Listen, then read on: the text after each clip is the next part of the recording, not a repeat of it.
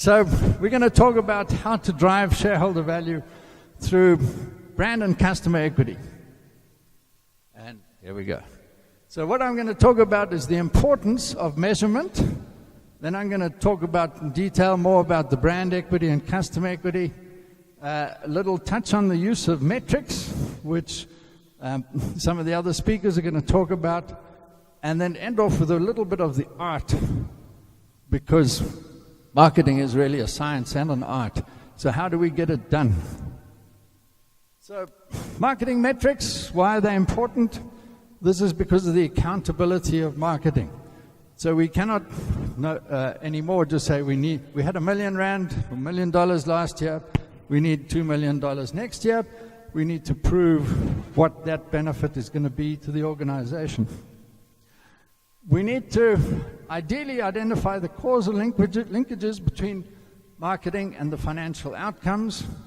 We spend $1 million, we contribute $10 million to the bottom line. And we got some wonderful examples coming up later of cases where organizations have been able to demonstrate that. Pressure on management to do more with less, exactly as Zetu mentioned. We're under pressure to do things more efficiently, more effectively.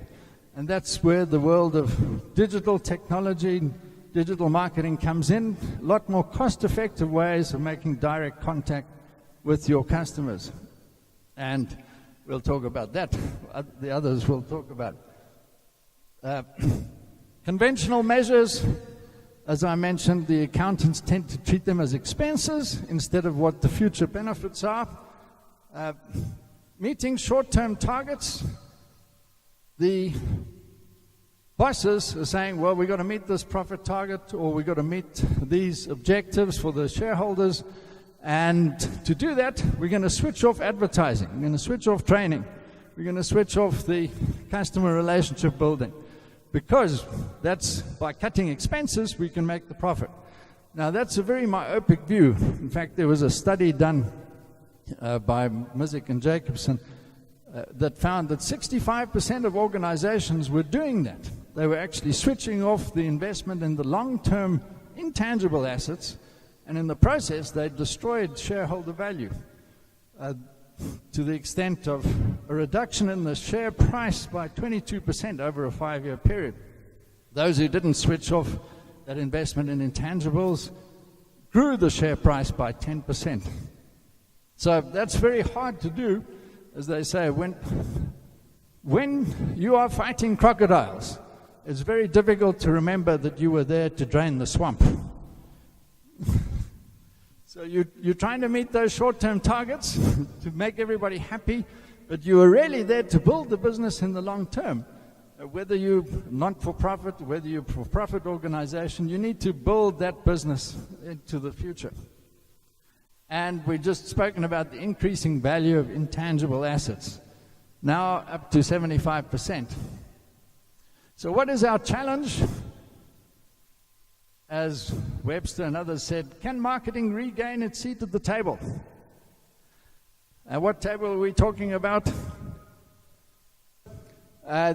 We're not at the boardroom table, we're not at the budget table, because the bean counters have kicked us off. And it's very important that marketers need to learn the language of finance. As I say to those who do marketing courses, if you are not familiar or not comfortable with using financial terminology, go and do a course of finance for non-financial managers. It's not a hard course. In fact, the basics of accounting and financial analysis can be learned easily. The basics of how to grow a business as a marketer are very hard to learn. That's, as we all know, difficult to build a business. But it's easy to count what you've done afterwards. 1 bean plus 2 beans equals 3 beans. That's how in fact, there was a wonderful guy, Tim Ambler, says we've got to be more accountable. And Tim Ambler started out life as a chartered accountant. And then he saw the light, and he became a professor of marketing at London Business School. So there's hope for accountants to become marketers as well as engineers. And Tim he had great sense of humor. And he says, the accountants seem to think that the more often they count this pile of money, the more it's going to grow. And I've seen that in action. I had a little business, and John O'Neill would be putting the books together, and we get to 7:30 at night, and I say, John, what's the problem? He says, no, I've counted it and recounted it, and I'm 20 cents short.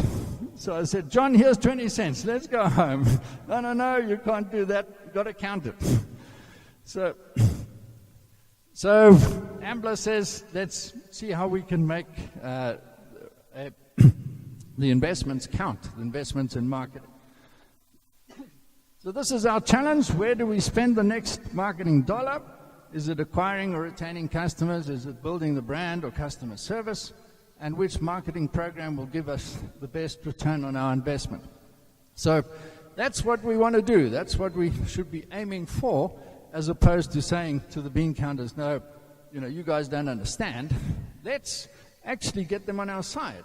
Let's get closer to these CFOs. Why is metrics important? Well, marketing budgets represent 11% of the firm's budget. This is the CMO survey with the Chief Marketing Officer. They interview hundreds of people twice a year, and they find out what's happening in the world of marketing across a number of things. There's the growth, spending, performance, social media, etc. And that survey is available from www.cmosurvey.org. A lot of wonderful insights there. So what this is saying is that we're responsible for 11% of the budget. On average, it will vary by different industries and organizations. As a percent of company revenue, we're around about 8%. Admittedly, this is American spend as opposed to emerging market spend, but it's still a very important percentage of the revenue is being spent on marketing. However, the challenge is that only about 35% of organizations have been able to measure the impact quantitatively. About 45% have got a fair qualitative understanding of what they've achieved. So it's been, we've raised awareness, or we've increased our penetration, or we've acquired some new customers. But we haven't actually proved it quantitatively that the spend has actually delivered certain returns. And some 20% have got no idea. We spent the money and we're not quite sure what we've got. I did some work for the South African Post Office and asking them about some metrics. And I said, what's your budget? And they said, it's 100 million rand. So I said, how did you get that? Did you do an assessment of what your objectives were and what you were trying to do? And they said, no, it's always been 100 million rand. No idea where it came from, but we just spend 100 million rand. They would belong in this sector here, 20%, but no idea what the results are. Another one that we're going to allude to, the spending in traditional advertising and basically has flattened out. So the TV and the print and the radio is not growing, that spend. What is growing hugely, around about 14%, is the digital marketing spend. So we're going to talk about, the other speakers will talk about the benefits of going digital and how you can do more with less, and the benefits of being able to measure this. Social media, as an example, in 5 years, they expect that to be close to 20% of the marketing budget. So organizations are moving into this new field of digital marketing and utilizing these new technology tools. Challenge, of course, though, is, again, only 11% have been able to show the impact quantitatively for social media. 40% say, we monitored the Twitter conversations and we used some Google Analytics to find out what our reputation is, but 48% haven't been able to show the impact. So here's a great opportunity as marketers to be able to move into this area of showing the impact. And mobile, of course, is growing. In Africa, the future is mobile. More people will have access to the technology via smartphones than via traditional PCs and internet.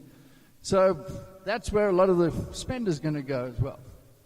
All right, so that's very important because we spend a lot of money on it. Intangible assets, brand equity, customer equity.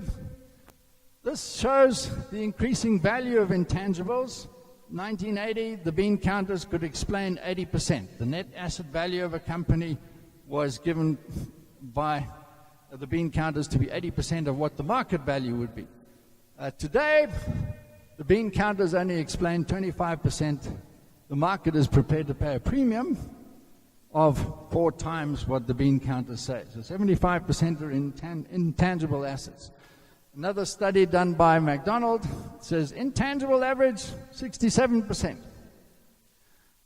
Varies by country. So you see China, 75% is undisclosed value, 24% is on the tangibles.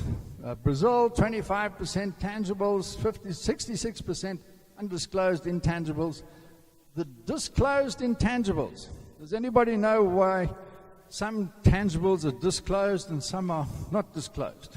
Right, so the bean counters say that if you acquire an organization, in the process you're acquiring a company with intangible assets. And because there's a paper trail, there's a price that is paid to acquire them, there's that goodwill that is paid, we can then disclose the value of the intangibles on our balance sheet.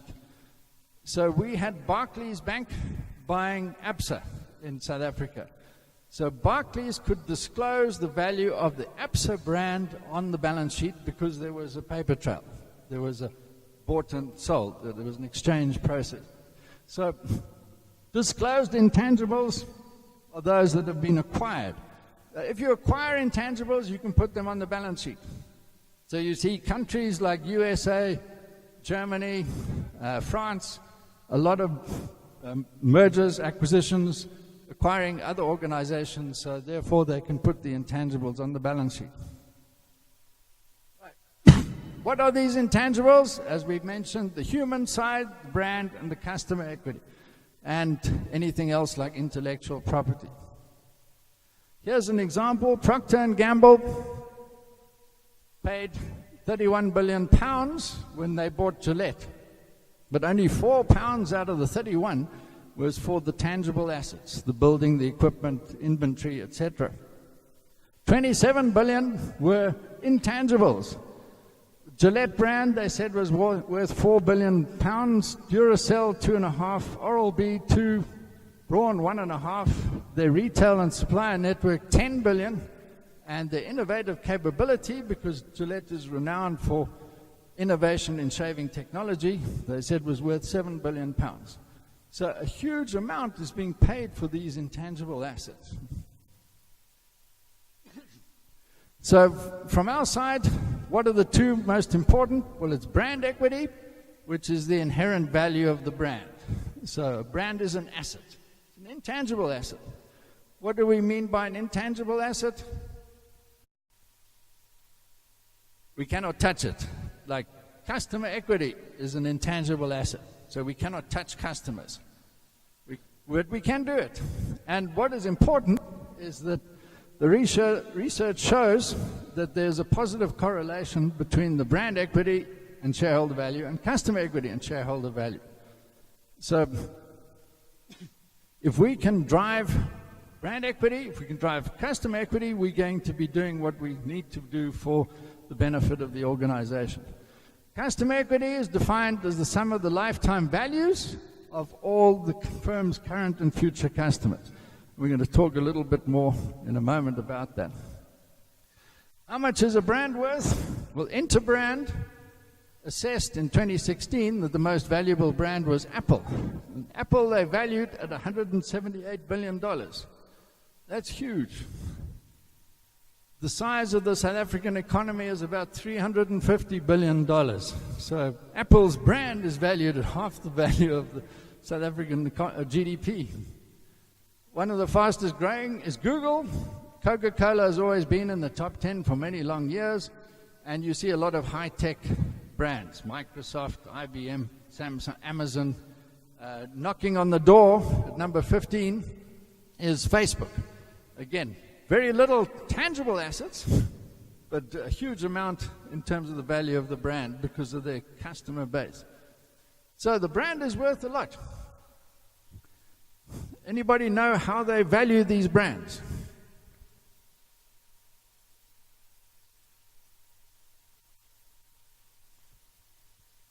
Okay, well, if everybody knew, then I wouldn't have a job here. So they use formulary approaches. There's a couple of organizations like Interbrand, Brand Finance, Brand Z, and they make a living out of valuing the brand.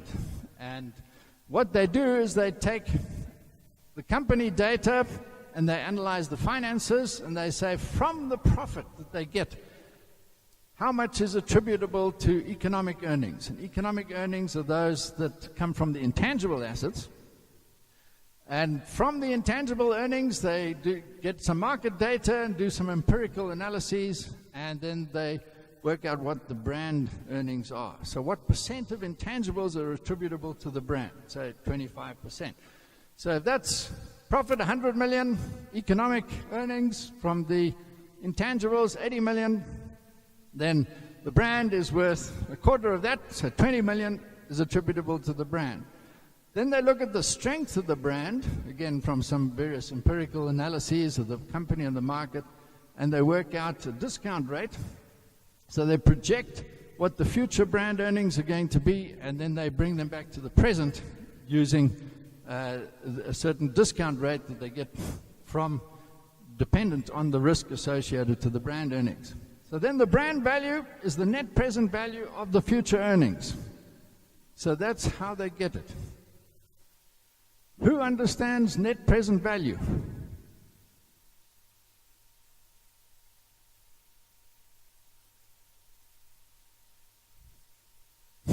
You've heard of net present value. Has anybody else heard of net present value? No. Okay.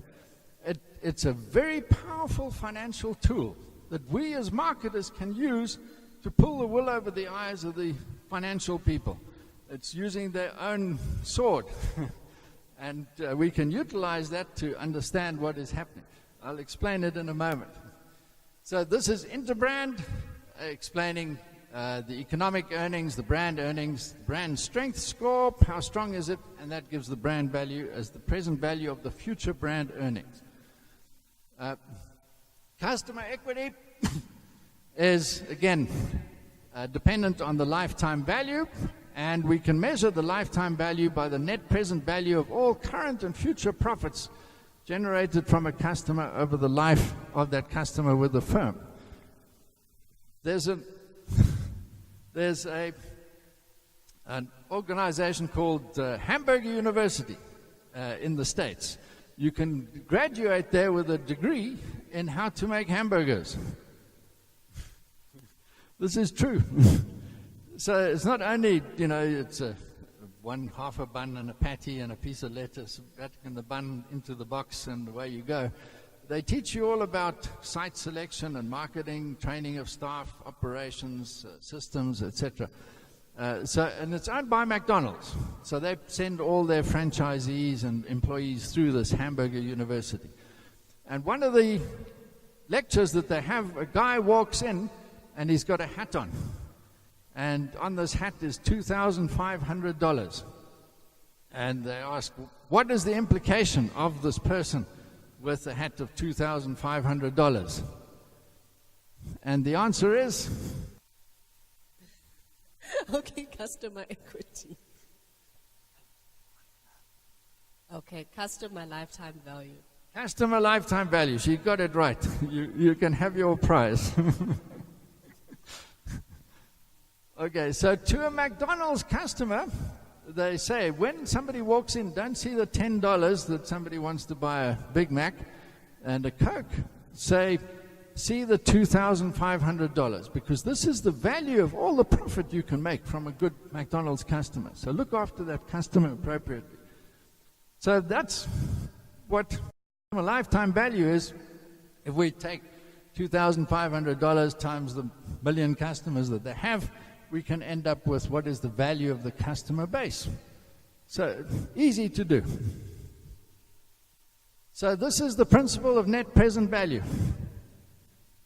It's based on the time value of money. So if you took $1 and invested it in the bank, next year it could be worth $1.05. The year after it could be worth $1.11. The year after that $1.17. So it's going to grow in the bank. If you put that dollar into your business, it would grow at, say, 20%. So this dollar today would be worth $1.20 next year, $1.44 the year after, and so it grows.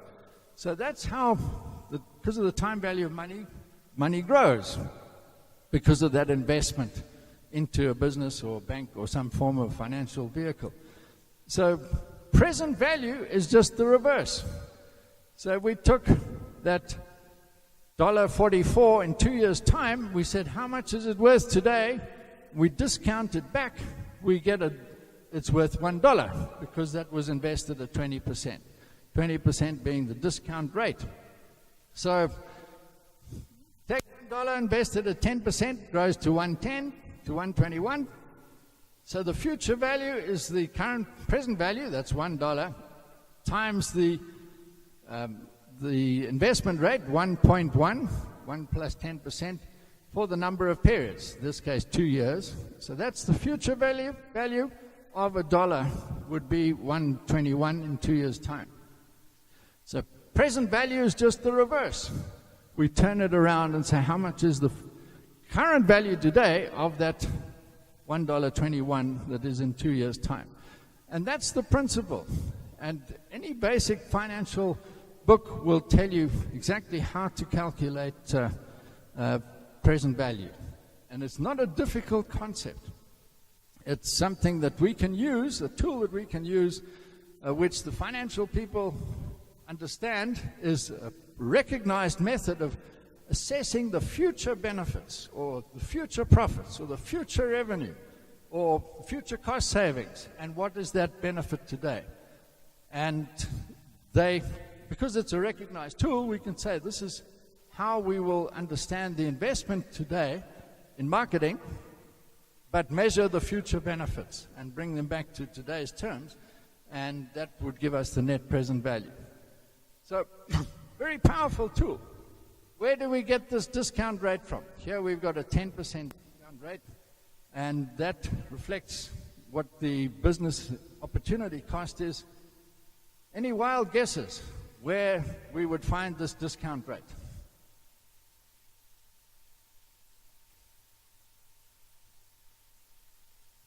We would ask the Chief Financial Officer. Not hard. And the Chief Financial Officer would be so excited that you're asking him or her for the discount rate. So our discount rate is 12.7%. What do you want it for? Well, I'm doing an assessment of the net present value of my future profitability of this project. And you get the financial person on your side, and that way you're using financial tools to motivate your investment in marketing. So this is a model of customer equity. We do things. This is what you guys do. We have marketing programs. They could be how to improve customer service. They could create awareness. They could build the brand, either to attract customers, the customer acquisition, retain customers, keep them, or to expand the business that you're getting from them. Amazon, very good at the customer expansion. Once they got you in the database, they'll analyze what you've bought, and then they'll make recommendations for new purchases that could be of interest to you. So we have this customer engagement. Acquire customers, retain them, and then expand their use. I see from the delegate list that although many are not-profit necessarily, well, they NGOs, still need to build the business, still need to produce, meet the objectives of each of the different businesses, and in the process get more customers. So there's an institution that does small, medium enterprise development. You want to build the small, medium enterprises. So how can you acquire new customers? How can you build them, etc.? There's one institution that should not be looking at customer retention, which of course is the correctional services. You actually want to get rid of those customers. But you do want to upskill them so that they can be into other departments. Right. Customer lifetime value, I think in the interest of time, I'm not going to go through this, but it's a very simple formula, as you can see. Now, to any engineer, they say, why haven't you done derivative calculus on this formula? I say, yes, you can do that. But basically it says, what profit do we get? So today we get $100. Next year we get $150. Next year we get $200. How much is that profit worth of $150 next year? What's it worth today? How much is the $200 worth in 2 years' time? What's it worth today? That's what we're saying. That's that simple formula. So we have a simplification done by Gupta and Lehman. This is Sunil Gupta, of no relation at all to the notorious Guptas in South Africa. This guy is an academic. And they wrote a wonderful book on how to do this, made a lot more easily. And they did some simplifications, and they said we can have this simple formula. All we need is a few variables, the margin or profit per customer per period, the retention rate and the discount rate, and we need to know what the acquisition cost of a customer is. And we can plug it into the formula, and we can get an assessment of what the lifetime value is. And as they say, it's better to be approximately right than exactly wrong. So let's rather have an estimation of what the future value of the customer than have no idea how much profit we're getting from a customer. Right. So they did a number of exercises, and 5 companies, they assessed what the lifetime value of each of those customers is. So they would say Amazon, the lifetime value is $24, and they've got 33 million customers, so the customer equity value is 33 million times $24. That's the value of their customer base. Now they can drive their business to increase the value of the customer base because it increases the intangible asset and therefore drives the value of the organization. So they did this exercise and they compared Amazon, Ameritrade, Capital One, eBay, and E-Trade. They compared the market values with the customer equity values. And they found that for Ameritrade, it's a stockbroker, Capital One is a credit card, and E-Trade is also a stockbroker, that the market value was very close to the customer equity value. So customer equity can be used to assess the value of an organization. They didn't find with Amazon and eBay, so that says in some of the high-tech companies, this is difficult to measure. What does the market see that we're not seeing in the lifetime values? So, but for most businesses, we could use that to show how we're driving shareholder value. So I'll give you a practical example. I joined Wits Business School 17 years ago. And when you go from the private sector as a marketing person, as marketing director of Xerox in South Africa, and now I'm becoming a teacher, a lecturer, and you halve your salary, your expenses don't follow suit. They don't halve. So you've got to do something else. So I had the opportunity to go into partnership in a copy center, made copies and prints and binding, etc. And it was called the Sunninghill Copy Shop. So now I've got my wife running this place and earning a salary to put the groceries on the table while I go off and do the career that I wanted to do, which is become an academic. But that way, try and meet the expenses. So I was a sleeping partner because I was the academic. I wasn't there the whole time. My wife was there the whole time. I was also a sleeping partner in more ways than one if I was good.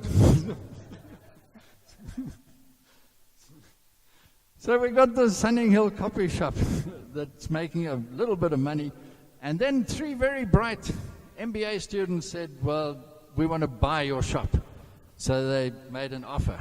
So now I asked the auditor, what would a reasonable offer be? So the auditor says 2 times profit after tax plus the net asset value. And I said, but that's a pittance. You know, we're not really making much profit. This is to, you know, pay for the groceries. It's not really to build up an empire. It's a once-off operation. And our net asset value, most of the assets are the machines which are rented from the suppliers, from OSA and Xerox and Minolta. So it's on their balance sheets, not on ours. So our net asset value is very low. So I took a spreadsheet of our customers over the last 5 years. From that, I analyzed the retention, the revenue, and the margin, which I then plugged into the Gupta and Lehman formula, that easy one that makes an approximately right assessment of what a lifetime value is. I did make some adjustments for a finite period and the fact that the revenue per customer was declining. And then I calculated the customer equity for the last 5 years. And I compared this customer equity with the cash offer from the 3 very bright MBA students. And the cash offer was 20% less than the customer equity offer, but there was no onerous conditions that you have profit guarantees, etc. And also it was several times the auditor's valuation, 2 times profit after tax. So instead of telling the MBA students, no, you're offering us too much, which is what the auditor would have suggested, I said, no, actually it's getting pretty close to what the goodwill is worth. So we had an interesting board meeting that night, the 2 shareholders. And I said to the other shareholder, we've got this offer, you know, maybe if we hung on for another few years, we could get a bit more money, but it's not often we're going to get an offer to buy a business, and it's 20% less than the customer equity offer. What do you think? So the response was very short and sharp. I've been running this business for 5 years while you're having fun. We're selling. So we sold. Take the money and run. So you cannot see the Sunny Hill copy shop anymore because it's been sold. It's now actually a jetline.e.com. But as an example of how we can use lifetime value, all we had was the database from our customers, and from that we could actually get what this business is worth. So it's a very powerful tool. Right, I'm going to skip over this. This says we got to invest in the relationship marketing and we got to invest in the brand. Actually, I'll go back to this. So there was a wonderful article in the Journal of Marketing Management, if anybody's interested, by a very prestigious academic in 2009. It spoke about the trade-off between brand equity and customer equity, and says that if you're in fast-moving consumer goods, you've got to build the brand. If you have a database, like business to business or services, you can build the customer equity. If you're a retailer, you need to focus on both. Tesco's does it very well. There's books on Tesco's and how they've, it's called scoring points, how they've used their customer databases to target specific customers, as well as how they managed to build the brand. So we got to build the brand and we got to build customer equity.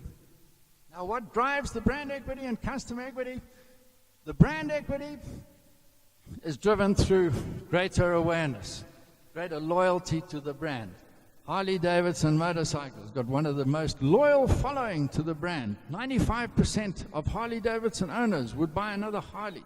Very high brand loyalty. There's the associations, experiences, image, corporate identity, reputation, and of course the employees need to be on brand. I see MTN is very active, of course, in Swaziland. Santi Botha, when she came in to do the one brand exercise, she said, we are hiring people who are on brand. So they've got to embrace the MTN brand values. So we've got to have employees being part of that brand. A lot of this revolves around communications and new ways of doing communications. So we've got some more talks later on. Jane is going to talk more about the content marketing and how to create that awareness. There's also the customer engagement side, acquisition, retention, and development. Know your customer behavior. And Mark will talk about how to understand what's happening inside the customer so that you can engage better with the customer and then expand the customer, keep the customer, and then get more business out of that particular customer. How's my time? Is it time for me to wrap up? Otherwise, as you can tell, I talk all day. Okay, so these other speakers are going to talk about some more detailed case studies, how it works in practice. The challenge, because we want to build the brand equity and customer equity, is to work through these intermediaries called customers. We need to understand what do they think, what do they do, and that's going to build the firm value. So that's where many of the other talks are going to be. How do we measure what's happening with our programs, especially the digital program? How do we build the perceptions that the customers have? How do we get them buying more, coming back more frequently? And in that way that we're going to drive the value of the firm. So I'm going to skip to the last. Well, I've got to give one story here. Here's an example, and there are going to be other examples of metrics. MTN would recognize that in mobile telecoms, average revenue per user. Retention rate is a critical metric. The average is between 70 and 9%, with the US average across all organizations of 80%. So every organization loses 20% of their customers per year. I didn't believe that. I did the exercise with the Sunny Hill Copy Shop, and I found it varied between 78% and 87%, with an average of 84%. So even though we prided ourselves on good service, we were still losing customers. But the one I want to mention, Lafarge Cement. I think I saw somebody from a cement organization on the list. Lafarge, one of the biggest cement organizations in the world, and there was a guy called Jacques who came in as marketing head of Lafarge Cement in Europe. And they said, you must be crazy taking that job, because their understanding of customers is minimal. In fact, their segmentation is the customers either like golf or they like fishing. So all you got to do is play golf or take them fishing. And he introduced proper segmentation, according to buyer behavior, put 1% increased margin on the bottom line in the first couple of years, which was a huge benefit to them. But he introduced metrics, and he had this wonderful metric called OTIFIC. Anybody, any wild guesses what OTIFIC might mean? Do we have our cement people here? Not. No. Okay, so he introduced this metric called OTIFIC, which measured the percent of orders that were delivered on time, in full, and invoiced correctly. So on time meant that they had wonderful customer satisfaction. Customers were very happy. In full mean they didn't incur additional costs to go back and finish the order. And then invoiced correctly, that's the finance person's dream, because there's no arguing about payment. So they're getting the money in quickly. So the higher they had a metric on OTIFIC, the more profitable they were becoming. And I thought that was a wonderful metric for that particular organization. And each of you, your different organizations, would have similar metrics that you can use to check, are we on the right track to build the profitability of the business? The art of marketing, what this says, and in fact, I'll do a punt for a book. Here's a book. It's called The Analytical Marketer by Adele Sweetwood. And she's a practitioner, not an academic. And what she says is that to get into this marketing analytics, you need to transform the organization. So you need to go from being highly creative to, what do they say, madman to a math man. Get the numbers going. Be happy working with the numbers. Structure, you need to work together. So marketers need to liaise with the IT people in the database, with the finance people for the financial inputs. They need to get partners. So you need to build these partners rather than the silos. Leadership says encourage this entrepreneurial spirit, and then the talent, it needs a combination of left brain and right brain. You know, we're great with the creative side, but we need to understand the analytical side. So we need to balance those two. So we need a different set of skills. You can't be purely creative or purely analytical. You need to put both together. So that's a wonderful insight. To get to the art of marketing is the human side. Don't forget the human side, because we've got to get buy-in from everybody to make sure that this all happens.